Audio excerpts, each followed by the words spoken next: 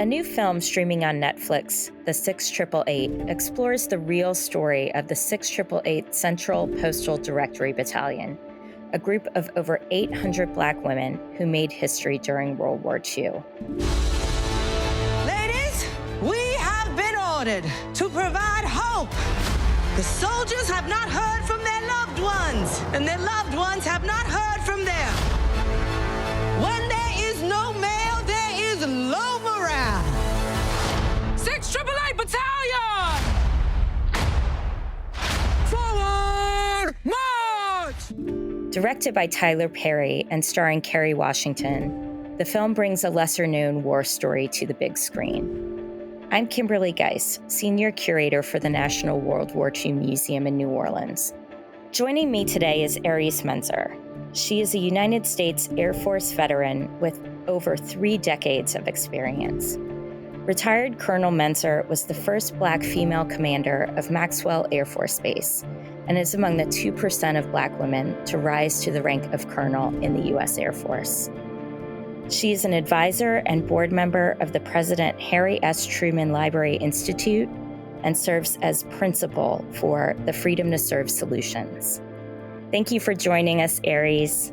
Oh, thank you, Kim. It's so wonderful to connect with you always. Meeting you over through the 6888 a couple of years ago has just been such a profound moment in my lifetime, because meeting you, knowing the great work that you and the National World War II Museum do and how you honor those who have paved the freedoms we have today has really changed a lot about how I've chosen to share my talents post-military. So thank you for this opportunity. Yeah, thank you so much. It's my pleasure, my honor. So Eries, tell us a little bit about your path to the military as a woman and specifically as a woman of color. Sure, absolutely. I grew up as a child of a naval aviator, and my dad flew P-3s with the Navy. So I was born on a Navy base and moved my whole life from coast to coast, as the Navy's not very much inland. It's mostly on the coast. My dad was often the only Black aviator in his unit, which meant that, on the bases where we lived, we were almost always the only Black family. And I certainly didn't see women. I certainly didn't see other Black leaders aside from my dad, and never really saw the military as a pathway for myself. And it really wasn't until the Air Force, as I was pursuing a different pathway for myself, the Air Force offered me a full ride scholarship to attend the University of Nebraska. And that really became, much like some of the women in the 6888, my pathway of seeing that through military service, I could have greater opportunity to pursue a greater purpose as a citizen through military service. Now, as I was blessed to be invited to your retirement ceremony, and it was such a profound moment seeing you with the women who supported you and the women you supported in turn. And so what kind of role models did you have entering service? Sure, absolutely. Yeah, I would say my first role model was my mother. She was somebody, she grew up in New York, and was always somebody who was more than the opportunities presented for her. She was a mom of 5 kids. She was a spouse of a naval aviator, the only Black spouse in most units where my dad served. She had her own career as well. And I have 2 older sisters, 2 younger brothers. She always pushed us to our highest potential and wouldn't allow us to, when we were sometimes in these communities that saw us as different and didn't accept us or include us, would not allow us to shrink from opportunities. And, I remember, when my dad served at Maxwell when I was a kid, and it was a very challenging time for me where we weren't so accepted in that community, and I would try and make up reasons not to go to school. My mother would be, she'd call on the Rosa Parks and all those people that paved our freedoms to say, "Don't shrink, be seen, be heard. We fought hard for your education. Go and earn it." And so she was really my first role model. I would say probably my second was a cadet by the name of Evelyn Ligon. When I joined ROTC, I was a very poor performing cadet, and I was in ROTC, but had not yet embraced this idea of military service. My uniforms didn't look great, and wasn't getting the marching and all the things. And Evelyn saw me struggling, and I didn't know her well. She was we were in the same class, but she was doing ROTC as a graduate student, and she just took me under her wing.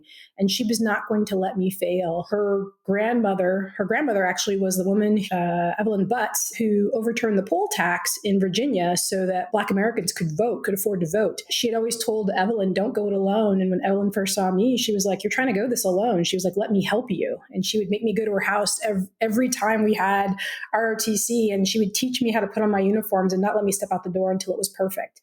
Because she knew, we were two Black women, and there were very few of us in the ROTC detachment, that we had to perfect in order to continue to have opportunities. So she taught me that early, and then I got to my first base, and it was a lieutenant by the name of Denise Kerr, who you may have met her at my retirement ceremony. You may have met Evelyn. They were two of the women standing with me.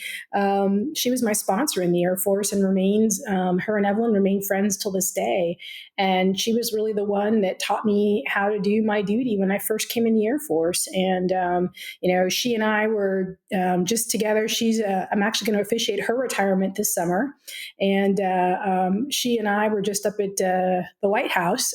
She had never been, and I got invited to go to an incredible event celebrating D-Day to VE Day. And she said, she'd never been to the White House. I was like, well, come with me, be my plus one. And, she shared so much with me and taught me how to lead. She taught my husband how to dance for our wedding. I mean, it's these women along the way, and you saw them standing with me at my retirement. And certainly several men too, but who put aside, they didn't think there could only be one woman at the table. And they knew that, if we kind of pooled our resources and our talents and taught each other and brought each other along, all of us would go further and our service would be better because we've lifted each other up. And so it's just amazing to have these women in my life. Thinking of the time when you entered service, and certainly the time when your dad was serving, it's not so far. The distance between World War II and those years is really not that great.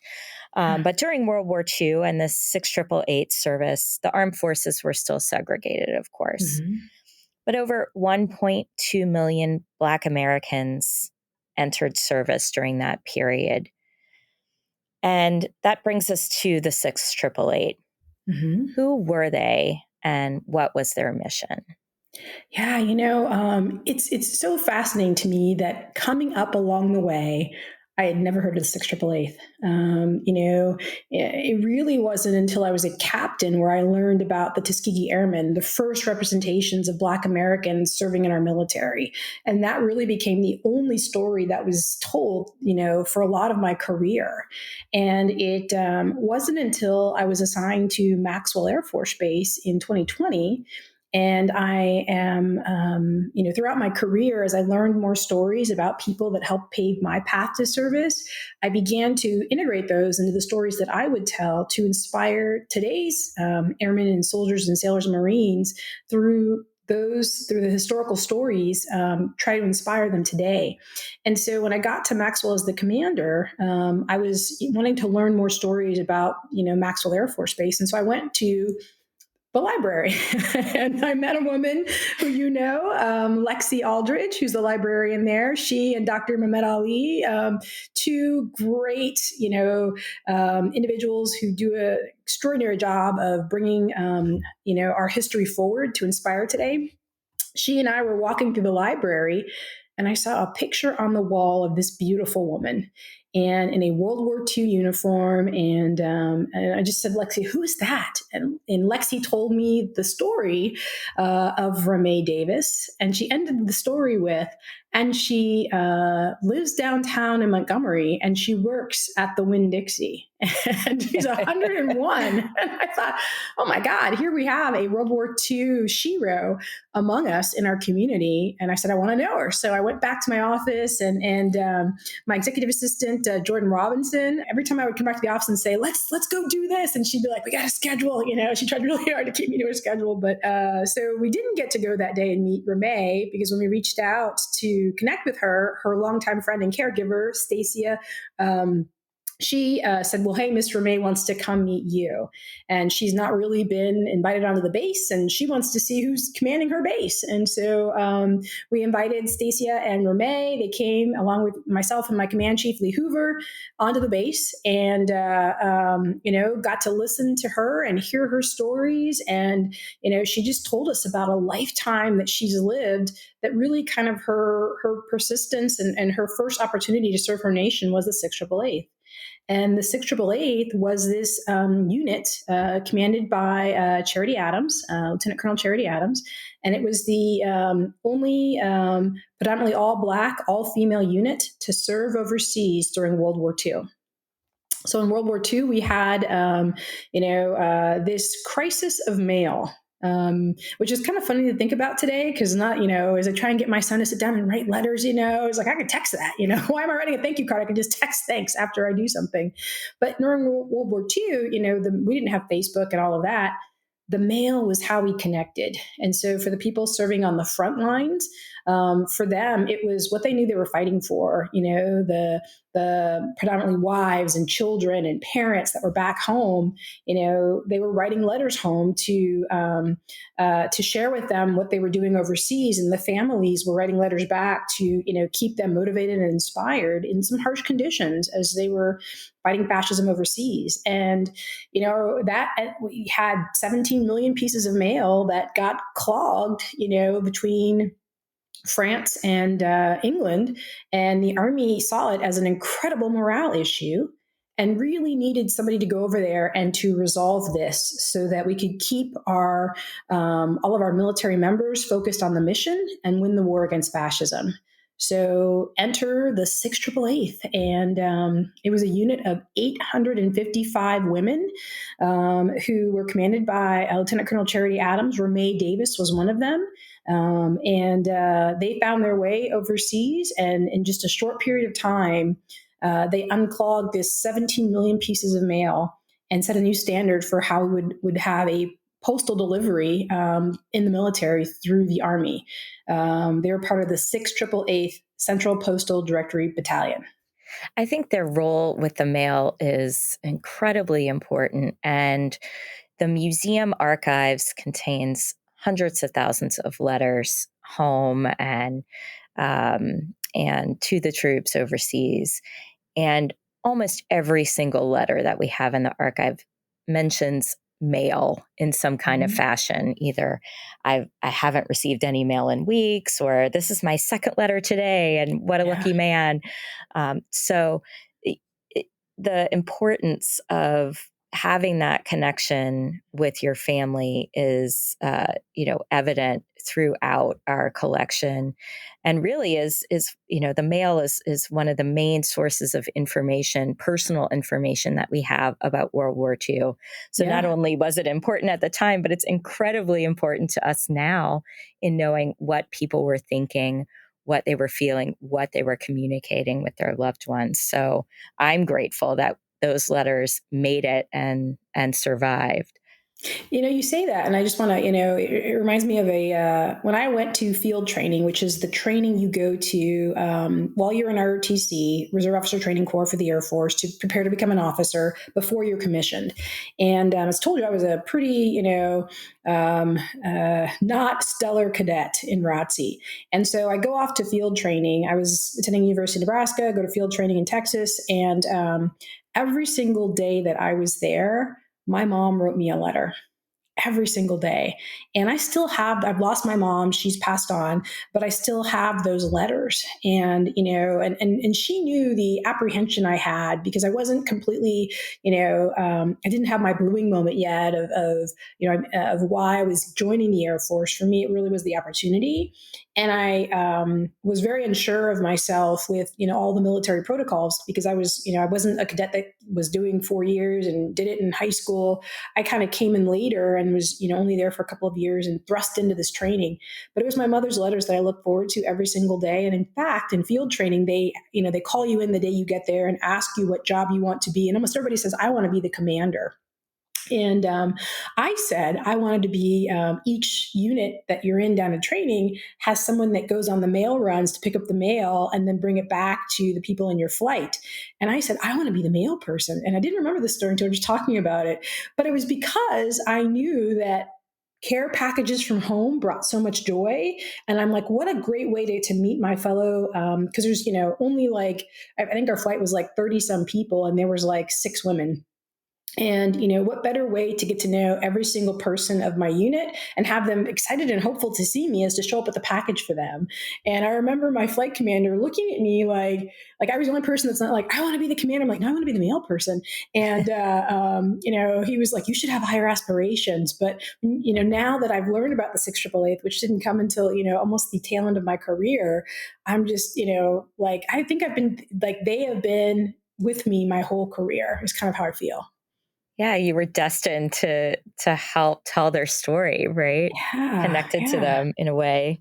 You've mentioned so many things that I'm thinking of based on your previous comments, but you talk about motivation, and you weren't quite maybe aware. You called it your blooming moment, but for the 6888 and for 1.2 million Black Americans who were serving at the time, motivations ranged, the wide range of motivation for serving. But I wanted to touch on the double victory a little bit. So to talk about that's the fight against fascism overseas and the fight for democracy and equal rights at home. And that certainly plays a part in the 6888 service. So the Double Victory campaign asked, is the America I know worth fighting for? And how did the 6888 respond to that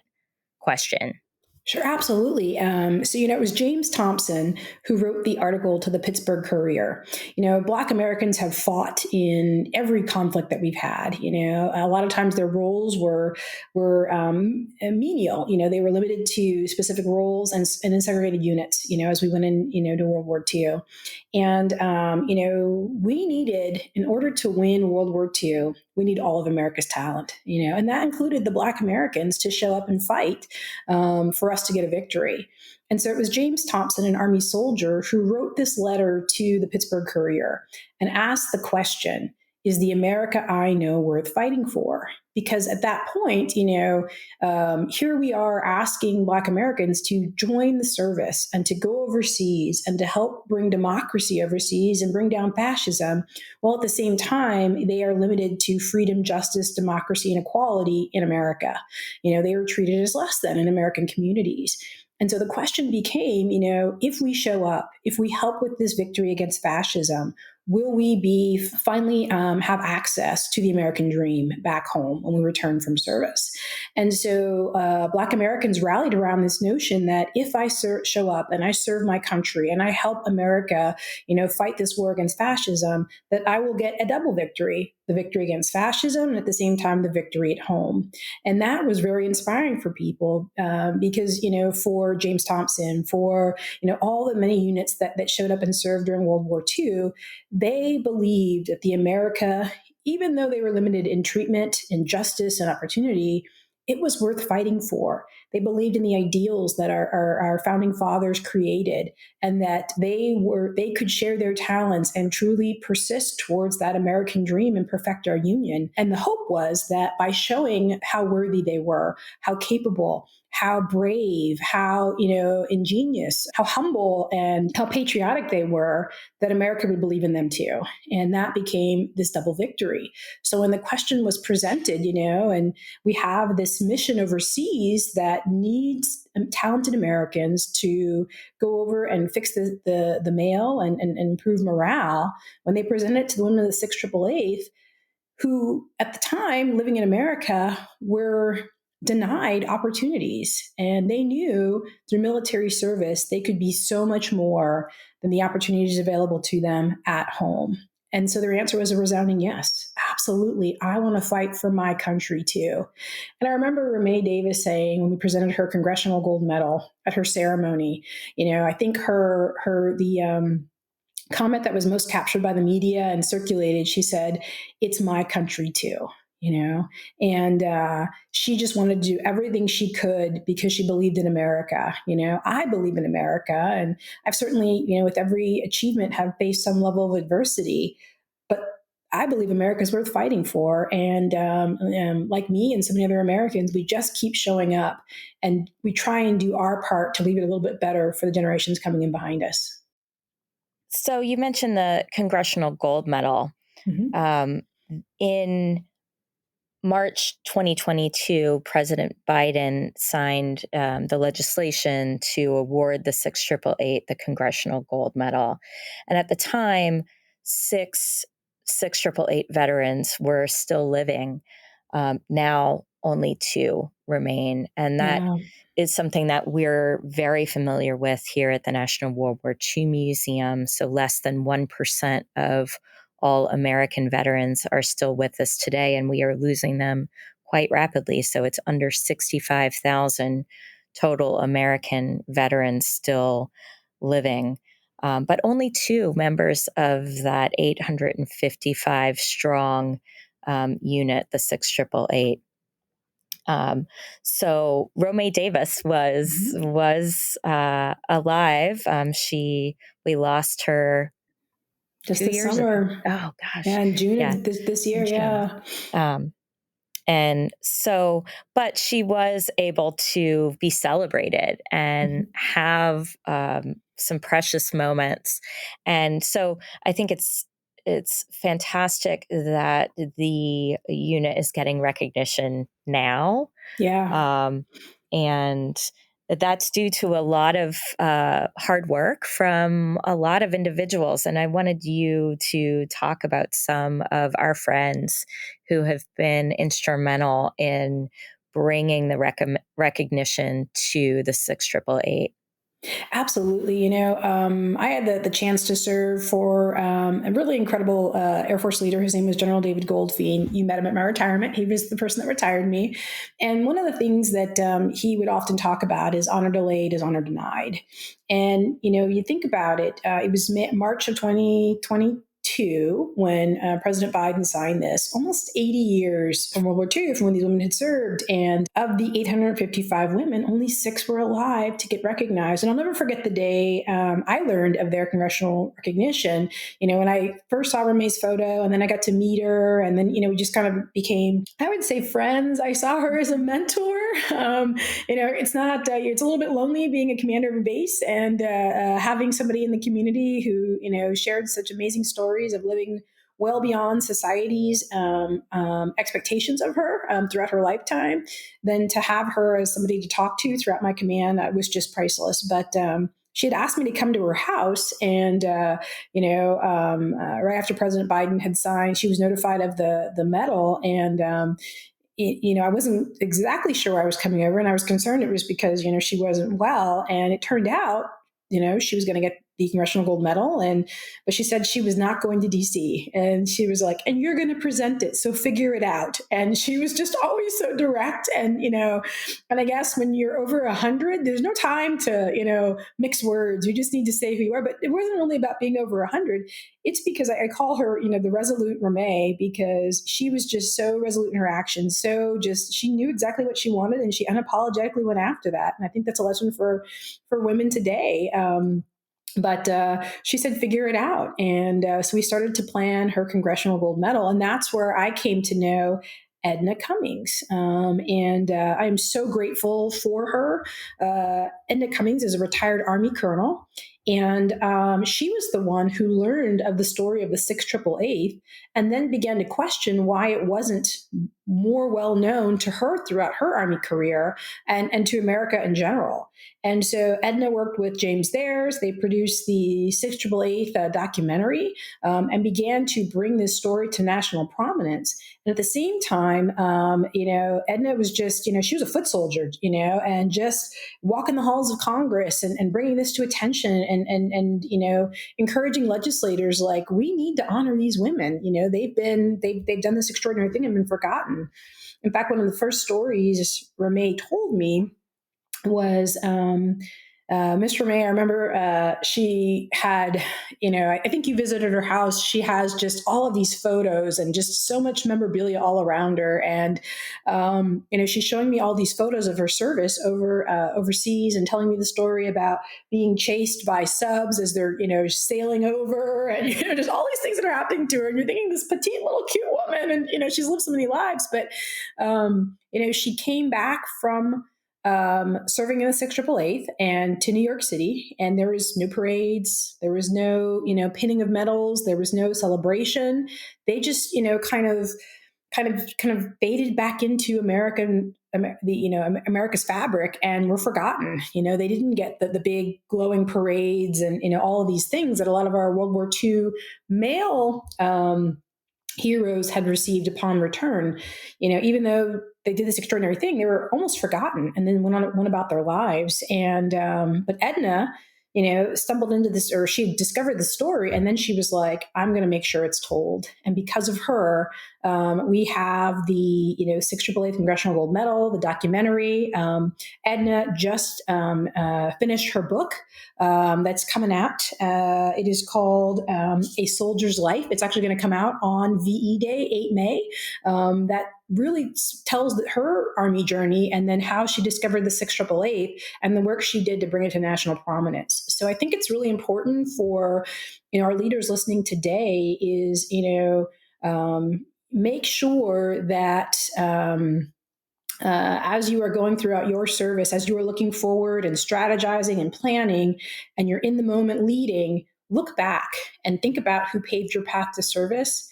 And did they get the recognition they deserved? And if not, take action. And so I'm so grateful for Edna for taking that action. Oh, wow. Where do I go from there? Well, I want to talk about one thing. I want to say this. And as I was reading Charity Adams' book, it's called One Woman's Army.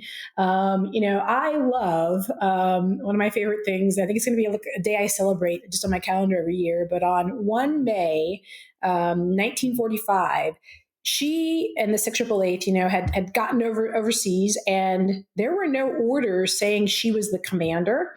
Nothing had come from the War Department. There was nothing formal established. And so she was like, you know what? I am the senior person. And so she wrote her own order saying she was appointed the commander of this unit. The actual formal order for her to lead the 6th Triple Eighth did not come until after she separated from service 4 years, like at the end of her 4 years of service. And so, again, to those listening out there, some of us, sometimes we wait, right? And we wait to be invited. We wait to be told. We wait to be prompted. But, Charity Adams saw what needed to be done. She saw Christmas packages sitting in this warehouse. And this is May 1945, but Christmas packages from 1944. And she was like, people aren't even getting the things that are going to help them stay motivated in wartime. I need to fix this, and I'm not going to wait for the War Department to figure it out. It took them, like I said, until after she left service, her orders finally trickled through of, you're the commander of this unit. She was like, no, I am taking command, and I'm going to get this done. And they did everything from, setting up one of my greatest challenges for me in military service. There's, this may not be what you expect me to say, but every time I move, it's like, who's going to do my hair? And then so when these women get to France, they were like, you know what? We don't have hair like the French women. We need to make sure that we look perfect in our uniforms because we are going to be held to a higher standard because no one expects us to be here or to succeed. So we're going to show them what right looks like. And so they set up their own hair, their own hair stylings. Everything they did, they organized for themselves. Put themselves in 3 shifts. I mean, I think they had their first inspection just days after arriving there, marching inspection. And I think in some ways people are like, they're going to fail, and they just kept showing we can do it. We can, there was no really pathway or guidebook to say, here's what you have to get done. They just saw what needed to be done. They didn't wait to be asked or be told. They took action, and now they're Congressional Gold Medal winners. And I think that is pretty amazing. Yeah. And I think, having to forge their own path, I think it was like that for women in the Army in general. So there were, they were still writing the regulations, writing the rules. And Charity Adams talks about that in her book too. Mm-hmm. And how one of the commanders says to her at some point, well, did you, you're writing your own drill regulations now. And eventually she actually did, Yeah. help to draft some of those. But they were setting the standard at the time, making their own way in service, and it was doubly so for the women who were segregated, for the Black women in the Mm-hmm. Women's Army Corps. That the small quota, that percentage that were allowed to enter the Women's Army Corps. So Charity Adams, I wanted to talk. She mentions the advice that her father gave her when she went into the military. She referred to herself as a PK, a preacher's kid, and her dad said, told her when she went into the military, just do right. Yeah. And I know this message is very dear to you. And what does this mean what do you think this means in the context of Charity Adams and in the context of the military in general? Yeah, absolutely. And, it's interesting. So I did not know this connection that I had to Charity Adams until you brought it to my attention. And again, unknowingly, the 688 had been with me the entire time, because what I kind of adopted throughout my career was I signed every email. People put best or they put sincerely or things like that. I just signed it just do right as a final reminder of just, what's right, just do right. And for me, that came from a Maya Angelou quote, and where she talks about just do right. You know what right is. It may not be easy or expedient, but it's always going to be right. And a lot of times when you're serving like Charity Adams and the 688, like we talked about, there was no pathway of how do you fix 17 million pieces of mail in short order, right? And get all this resolved. There was no path, there was no guidebook, there was no, here's the instructions. They had to exemplify what right looked like and set a new standard. And so when you're in those moments, which I know a lot of military leaders will find themselves in, you are breaking barriers, you're creating a new standard, you're persisting forward.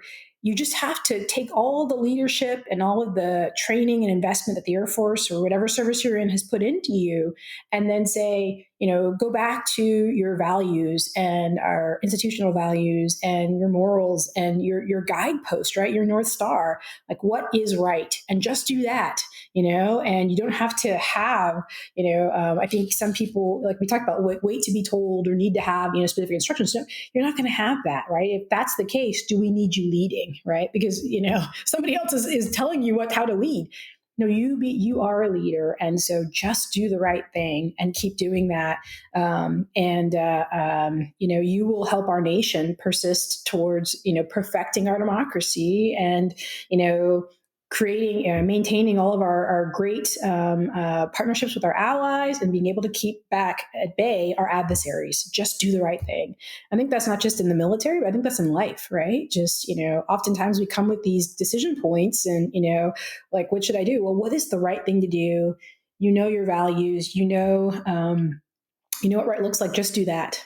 So what do you hope that future generations learn from this film or take away from this story, this war story of the 688?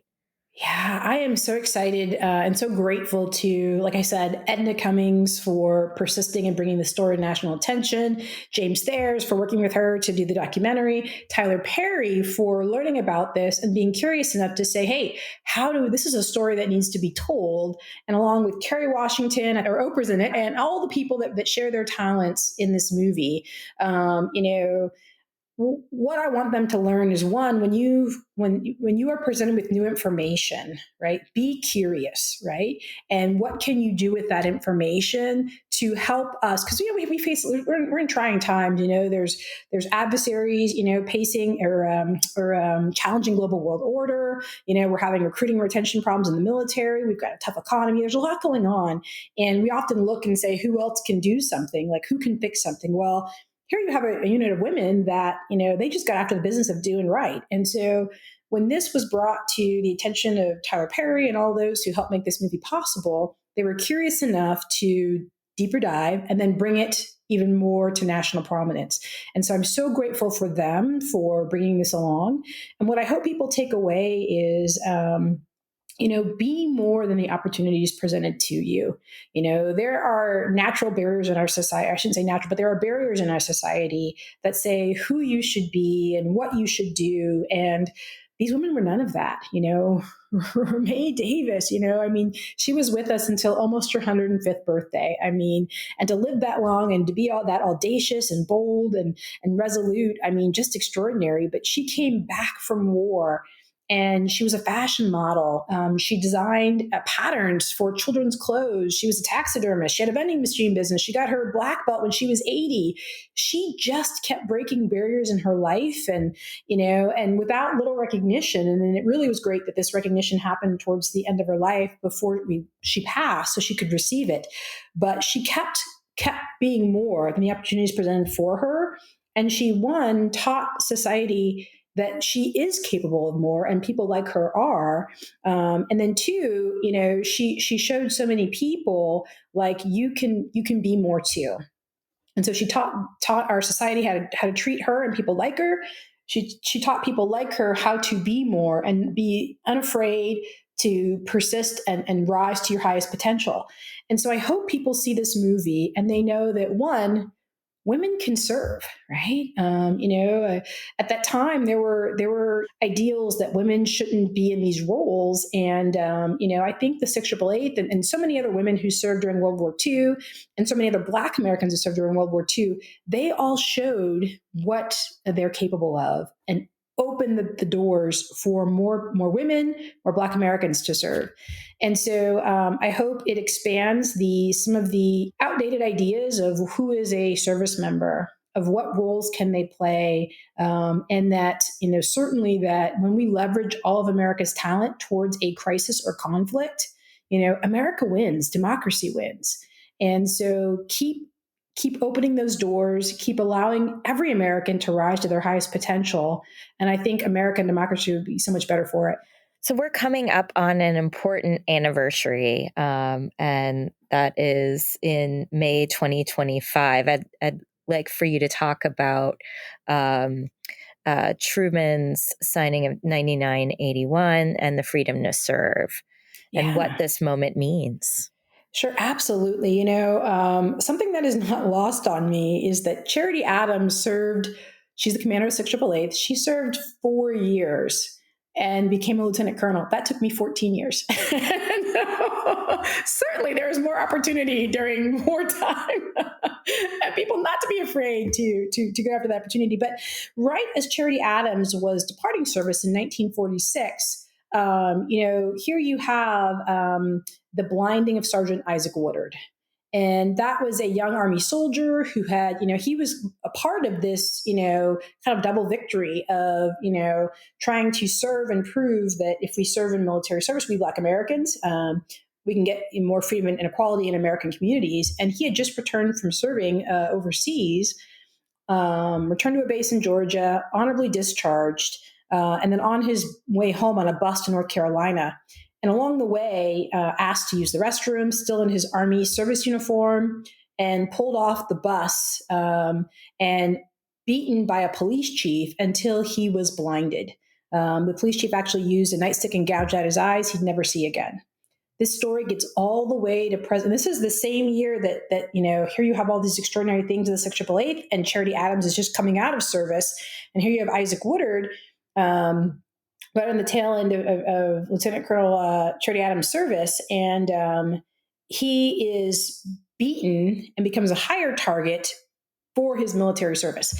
This story gets all the way to President Truman, who is horrified that a service member is treated with such brutality in American communities that he signs Executive Order 9808, the freedom from fear, that launches really a deeper dive into what is the treatment of Black Americans.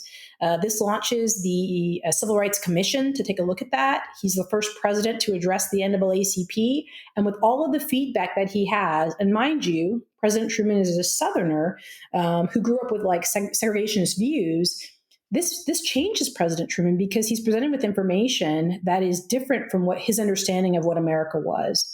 And when presented with that, he said, I need to do something.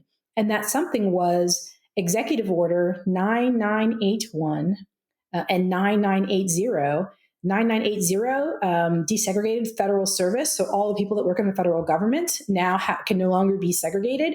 And then 9981 was the order that desegregated in military units. So up until that point, and these orders were signed in 1948,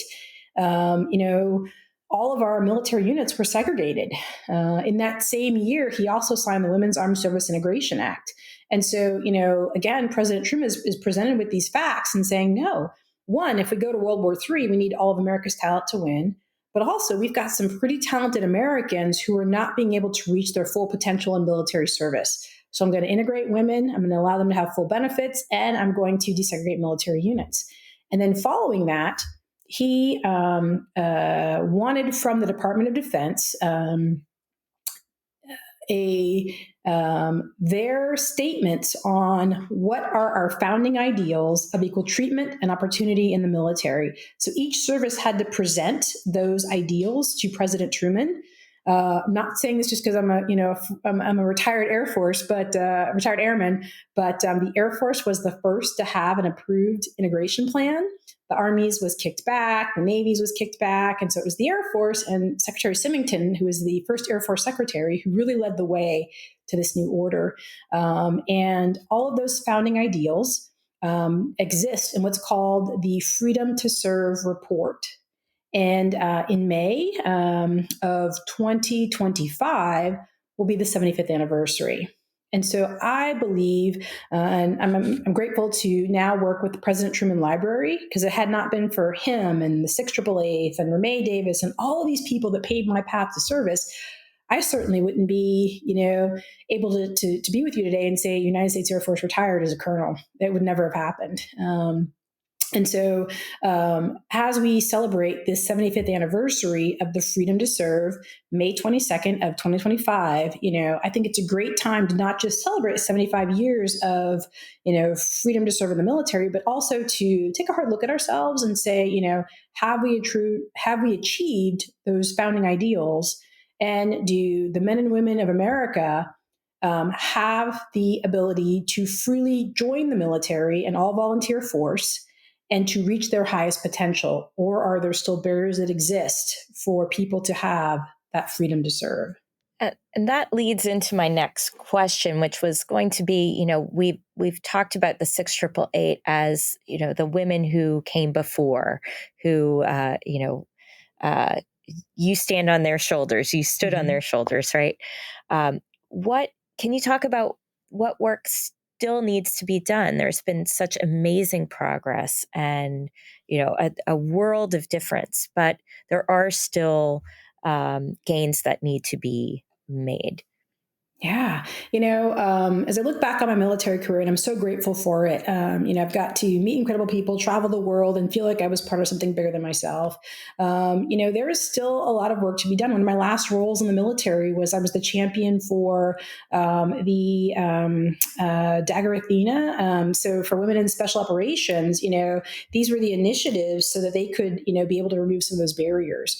And some of the things that we were tackling are, was do we have flight suits and flight equipment that are accommodating for women? Our ejection seats are still built to a male standard. And so when we talk about having more women being able to fly and leveraging the talent of women to be able to persist in aviation, we haven't actually changed the infrastructure, our supply system, the things that we use, our technology, everything's not really fit to women's standards. Like with the 688, they didn't have uniforms that would fit them, when they joined. And today we still, a lot of my money along the way in the military went towards doing alterations on my uniforms so that I could show up and look the way a uniform is supposed to fit you. Because like most women, you just couldn't buy off the rack. They're cut to a male standard.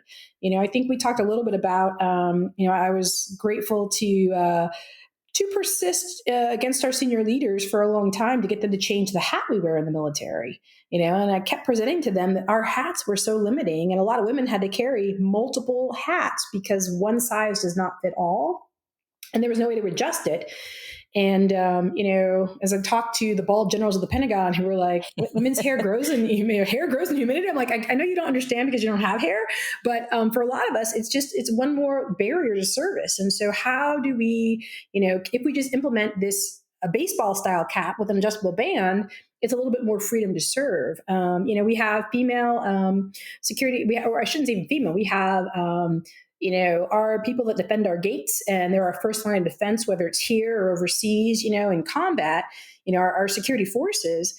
If you're we make the vests that, kind of the bulletproof vests in a kind of a range of sizes. But if you are larger than that range or smaller than that range, you can still be a military standards, but you don't have a vest that fits, which means that you can't actually get your gun out of a holster.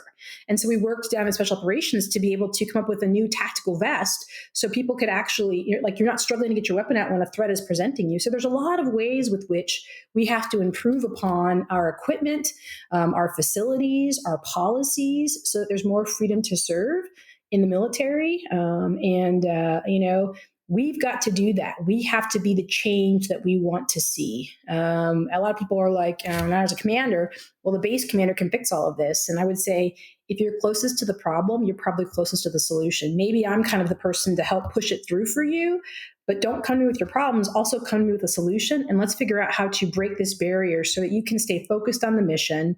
You can have your quality time with your family so you can regenerate, and we can continue to persist against these adversaries that we have.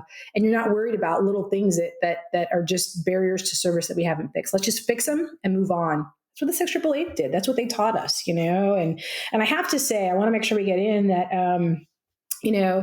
Ramée Davis, one of 6 kids, and in her family, all from rural Virginia, right?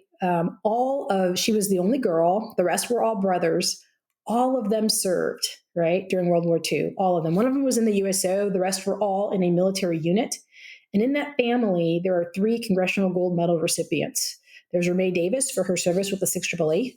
There is her 2 brothers, Purcell and Stansberry. They both were Montford Point Marines, whose story I also did not know until later in my career. It wasn't something that was taught to me in my commissioning or my field training or anywhere along the way.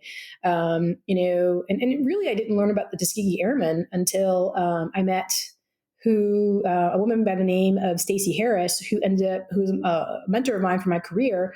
And she is to date still the Black woman to achieve the highest rank in the United States Air Force. And so I met her at a Tuskegee Airmen conference, my first one, and then just kept going back to those conferences because I was like, I am learning things here that are not been taught to me. And it's a lot of people that look like me, and who have served throughout the years telling historical stories through the Tuskegee Airmen.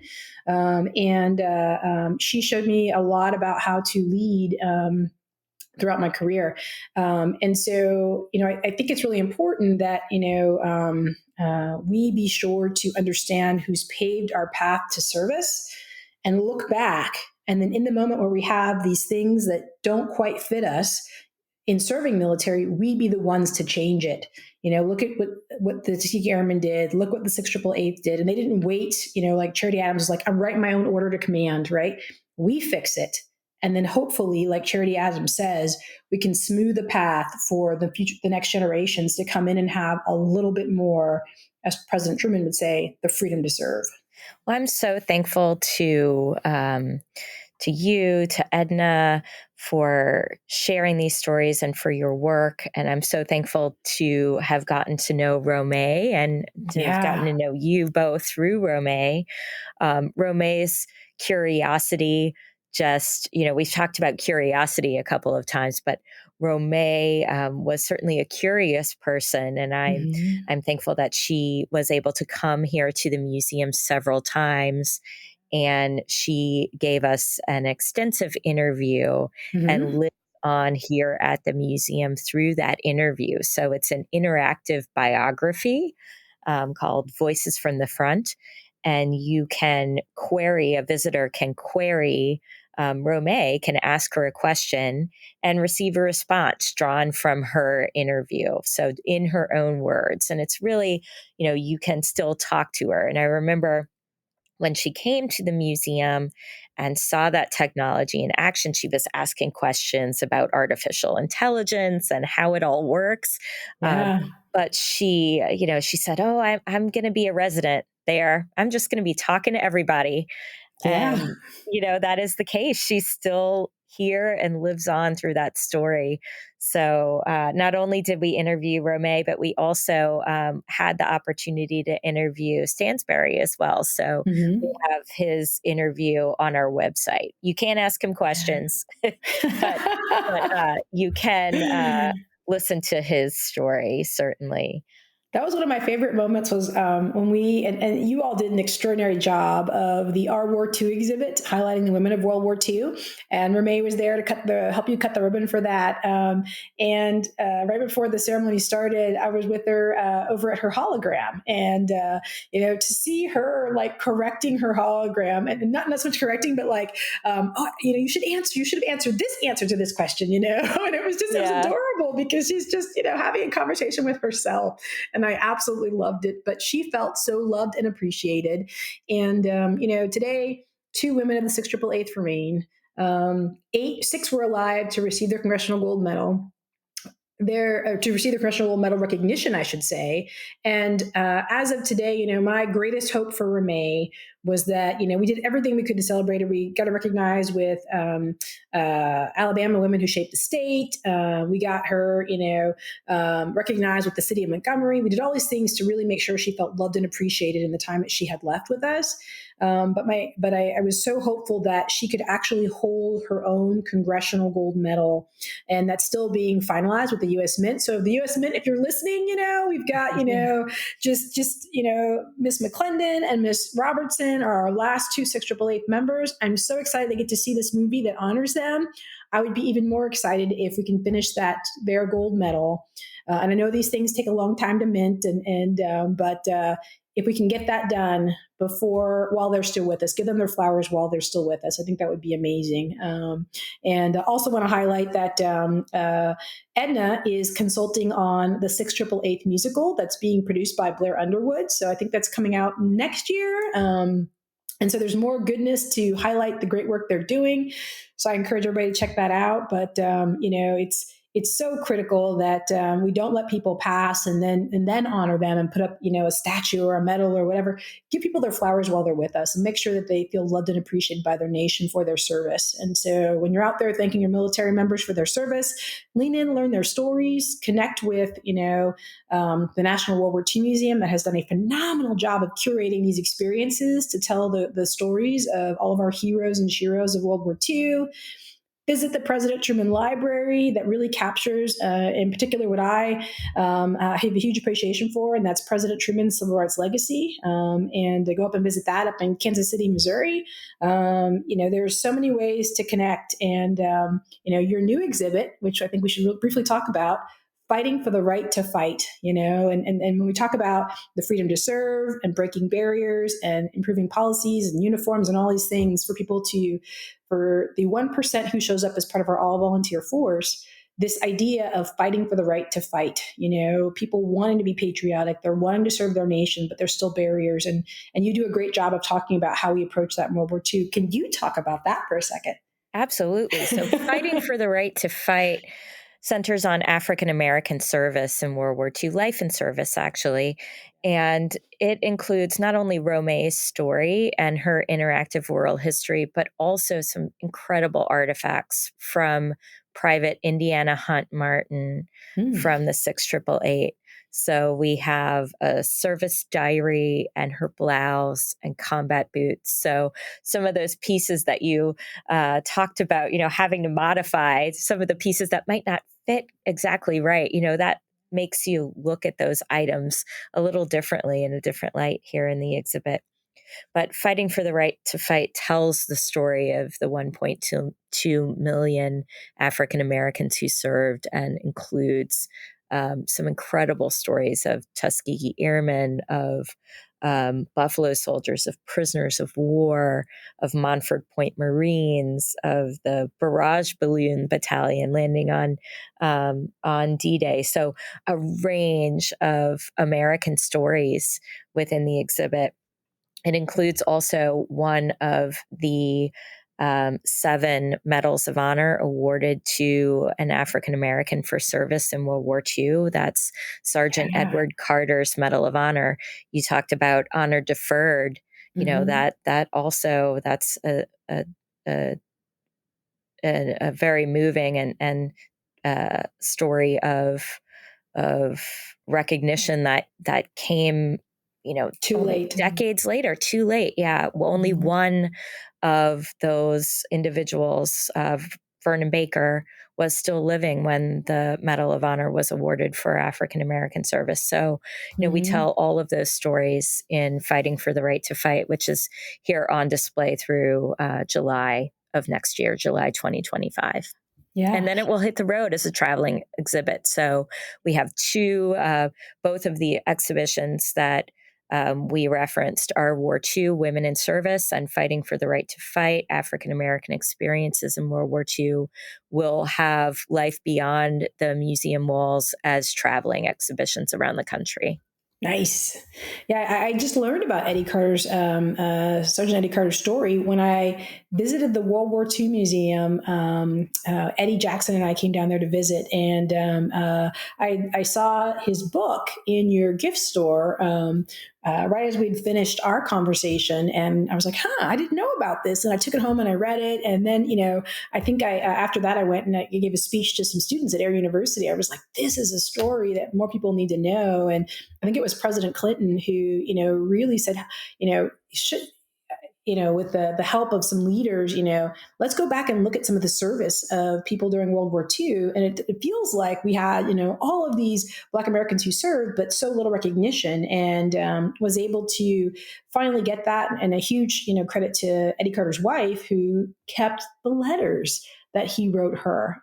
They wrote back and forth. She preserved those letters, which helped validate his being his earning of the Medal of Honor, right? And so as we talk about the mail with the 688, how important was that? Because I don't think anybody's keeping my Instagram post or my Facebook post, but holding on to these treasured letters, and that is how. And it, like I talked about President Truman earlier, and a lot of his legacy was captured because there were letters of things that he did and that were preserved, and that's how we're able to tell some of these stories today. We actually have the Edward Carter's correspondence with his wife in our collection, in our archives. So those are some incredible letters that we have. You can see one on display with his Medal of Honor, but we have those precious letters in our archive. So. Very nice, very nice. And if people are curious to learn more, particularly about Romea Davis and our time together, so many stories I can share with you about her, like how she was, slamming margaritas at her 104th birthday. And I thought, that's where I've got it wrong. Margaritas clearly are the key to, if you can, slam margaritas and top shelf, right? Tequila margaritas at your 104th birthday. She surpassed me, I thought. that's how I'm going to get to 104 too. So, but I am very grateful that President Truman Library on 27 March is hosting a Women's Rising event where I'm going to be able to talk in depth about Ramée Davis and her life's journey and her service to our nation. So if you're in the Kansas City, Missouri area, I encourage you to come on out to the President Truman Library and learn and be more curious about this, how to get to 104 and have a life well lived like Ramée Davis. Well, thank you, Eries. Thank you for joining us today. To learn more about the African American experience in World War II, please visit the National World War II Museum's new exhibit, Fighting for the Right to Fight. This is on display here at the museum through July 2025. And you can also see the museum's permanent display on the 6888 mail call located in the Hall of Democracy. And you can talk to Ramée Davis through her interactive biography in Fighting for the Right to Fight and also in the Forbes Rare and Iconic Artifact Gallery. Awesome. I just excited to come back and learn more. Every time I go, I get a little bit more and I get more curious and it takes me down a whole new book collection. So thank you. Knowing you, working with you, it has just been so inspirational and so incredible to see the passion you bring for our greatest generation. And as I try and inspire my 14-year-old to, him and his generation to be the next greatest generation, watching the amazing work you and the National World War II Museum do to honor those that were willing to make the ultimate sacrifice for freedom and democracy is just truly beautiful. And I just want to say thank you. I'm humbled to know you. Thank you. Oh, Eries, thank you.